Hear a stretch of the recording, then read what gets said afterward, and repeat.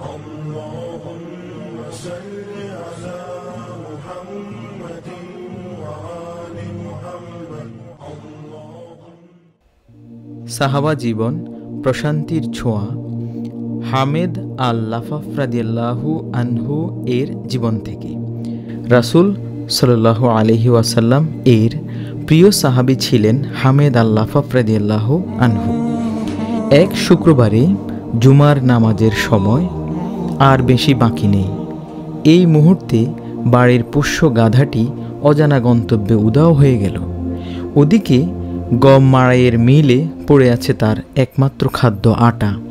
সেটা না আনলে আজকে কোনো খাবারই তৈরি হবে না। আবার ফসলের জমিটা পানি শূন্যতায় ফেটে চৌচির, তাতে সেচ দেওয়া আবশ্যক। ত্রিমুখী কাজের চাপ আর অত্যাসন্ন জুমার নামাজ তার মাথায় মিছিল শুরু করল।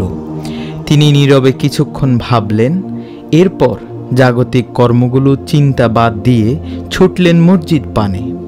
নামাজ শেষ হলো, অপুরন্ত প্রশান্তি নিয়ে তিনি মসজিদ থেকে বের হলেন। এরপর প্রথমেই তিনি ক্ষেতের কাছে গেলেন এবং শুষ্ক জমি পানিতে টুইটম্বুর দেখে বিস্ময় হতবাক হলেন।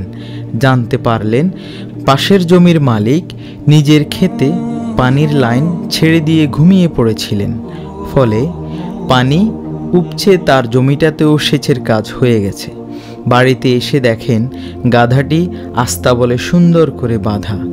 ভেতরে প্রবেশ করে দেখেন স্ত্রী রুটি তৈরিতে ব্যস্ত।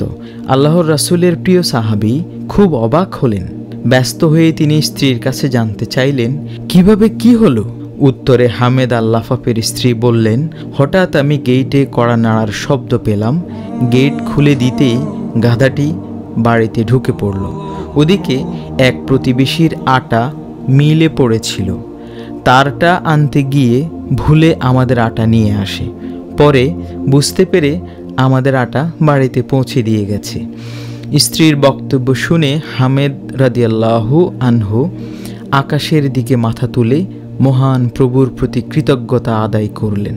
নিচু স্বরে বললেন, হে আল্লাহ, আমি আপনার মাত্র একটি কর্ম সমাধা করেছি, আর আপনি আমার তিনটি প্রয়োজন সমাধা করে দিয়েছেন। সত্যি আপনি মহান, ক্ষমতাবান, দয়ালু।